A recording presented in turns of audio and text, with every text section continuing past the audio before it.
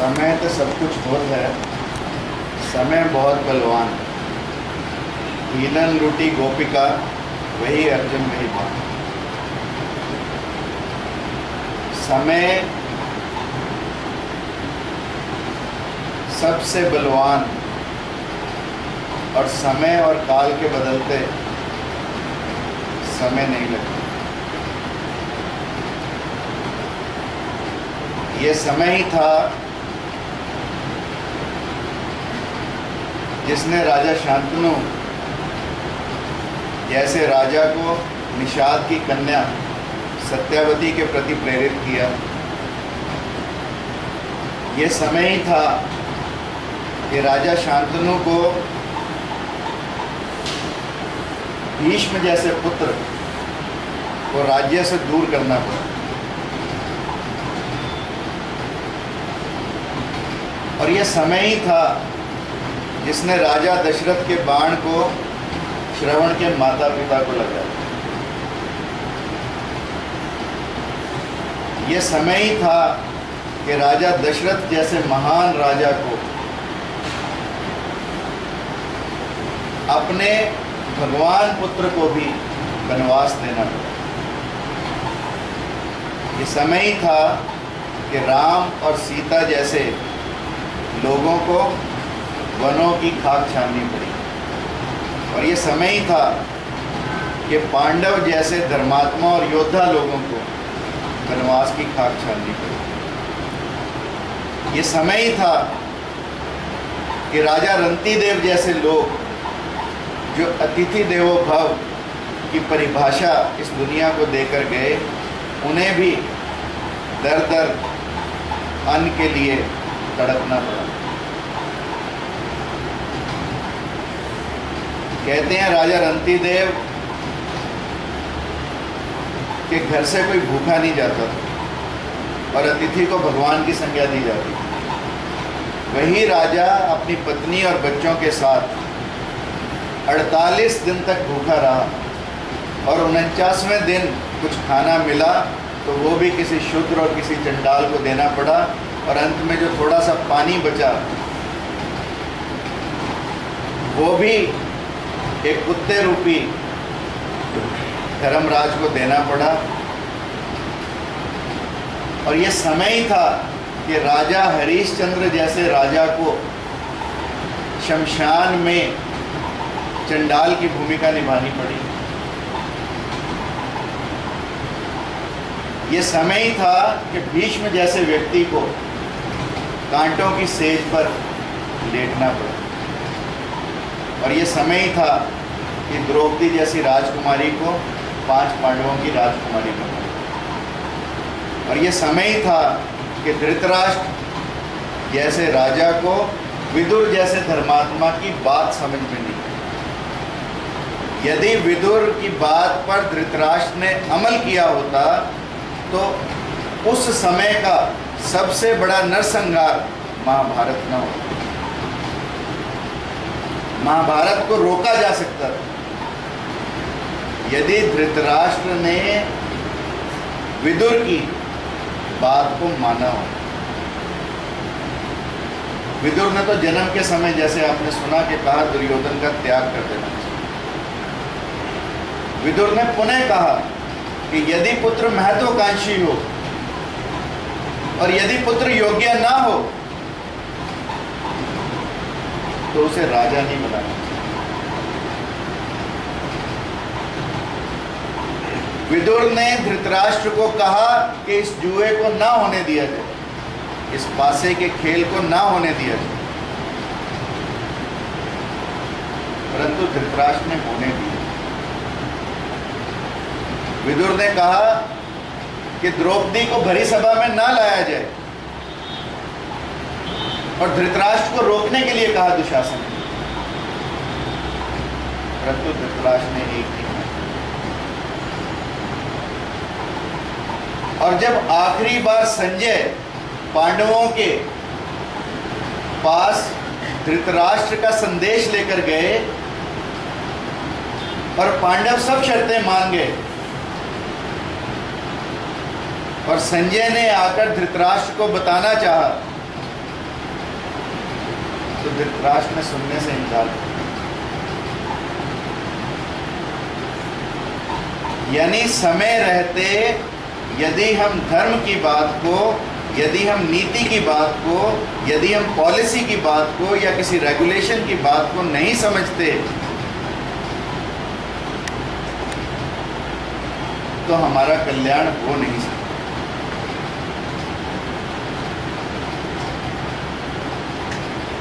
और धृतराष्ट्र ने विदुर ने युद्ध से पहले जो धृतराष्ट्र को बातें समझाई वो आज विदुर नीति के स्वरूप में हमें उपलब्ध है।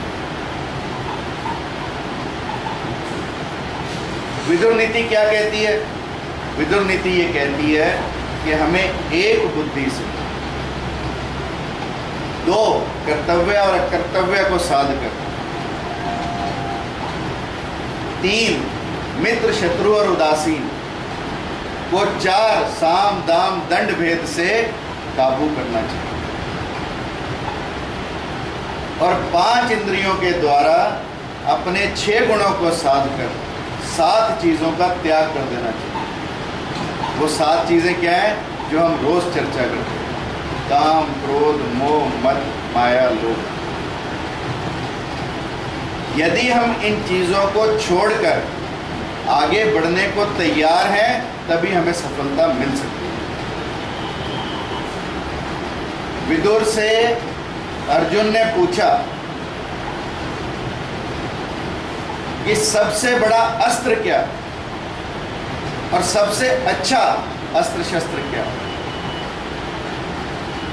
तो विदुर ने कहा जो समय पर काम आए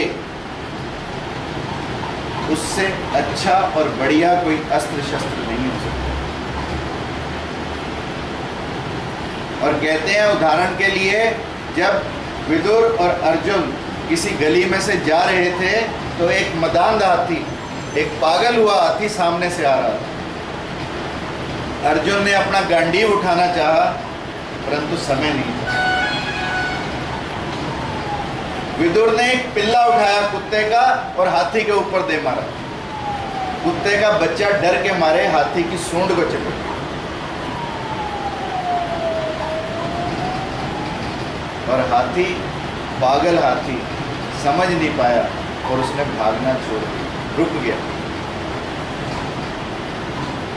तो जो समय पर काम आए वो सबसे बड़ा अस्त्र, वो सबसे बड़ा शस्त्र। फिर विदुर नीति कहती है कृतज्ञ कौन और कृतघ्न कौन?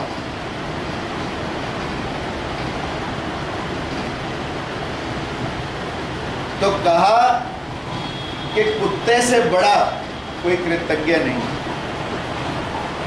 और दामाद से बड़ा कोई कृतघ्न नहीं। पूछो कैसे? कि कुत्ते को यदि आप रोटी देते हो, किसी दिन मार भी दो तो फिर 2 मिलाता आपके चरणों में लौटेगा।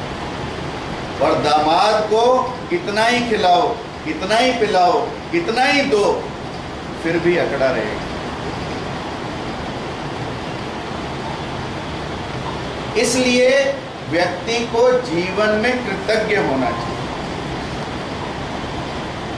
जिस भी व्यक्ति ने हमारे जीवन में थोड़ा सा कार्य भी हमारे लिए किया, उस व्यक्ति के प्रति कृतज्ञता का भाव हमारे अंदर ना आए, ये विदुर नीति के। और ये कृतज्ञता भाव ही था कि उनका नमक खाया था कौरवों का, धृतराष्ट्र का नमक खाया था। इसलिए विदुर सब कुछ अधर्मी होते हुए भी कौरवों के पक्ष में रहे।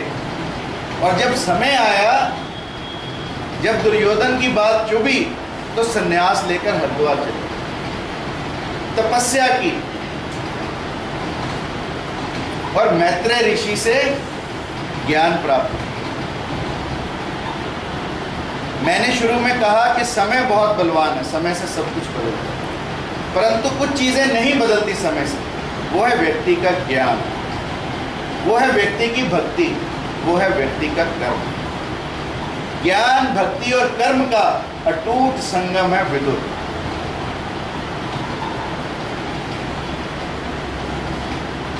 भगवान कृष्ण ने दुर्योधन के मेवे छोड़कर विदुर के घर साग खाया। दुर्योधन का मेवा त्यागा, साग विदुर कर खाए रे मेरे, ऐसा भोग लगाओ मेरे मुंह। यानी भगवान कृष्ण ने भी विदुर को इतना महत्व दिया कि सारे राजसी ठाट बाट छोड़कर, और जब पांडव भी वनवास गए तो उनकी माता कुंती भी विदुर के घर गई। ये बातें दर्शाती हैं कि सब लोग विदुर को कितना महत्व देते। उस समय में दासी पुत्र होकर ज्ञान को प्राप्त करना असंभव था।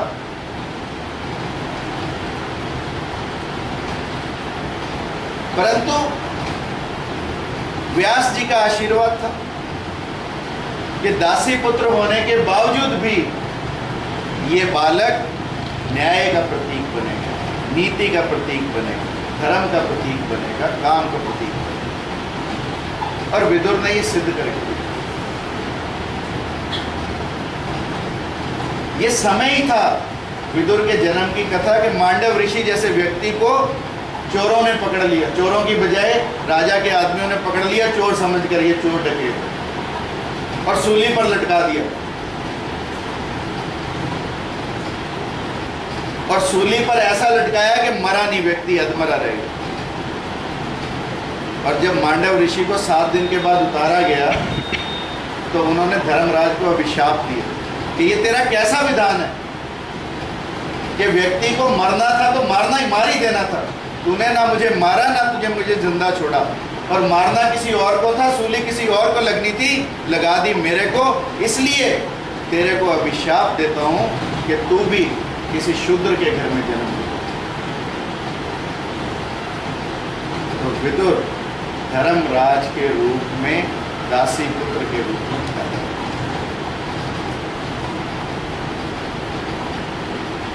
और समय से ही भीष्म विचित्र वीर्या के लिए 3 रानियां उठाकर लाए, अंबा, अंबिका और अंबालिका। अंबा ने कहा मैं तो किसी के प्रेम में हूं। भीष्म ने उसे वापस भेज दिया। पर राजा शल्य ने भी अंबा को अपनाने से मना कर दिया। तो अंबा ने तपस्या प्रारंभ की। तपस्या होकर वरदान मिला और फिर राजा द्रुपद के घर में जन्म लिया शिखंडी के रूप में, और भीष्म की मौत का कारण। ये सब समय का चक्र, कौन किस समय कहां पर मिल जाए, यू नेवर नो इन। कौन आपकी उन्नति का कारण बने, कौन आपकी अवनति का कारण बने, यू नेवर नो। इसलिए महात्मा विदुर का चरित्र हमें ये बताता है कि हम समय अनुसार, काल के अनुसार जो भी नीति, जो भी धर्म, उसका अनुसरण पूरे तन, मन और धन से करना चाहिए।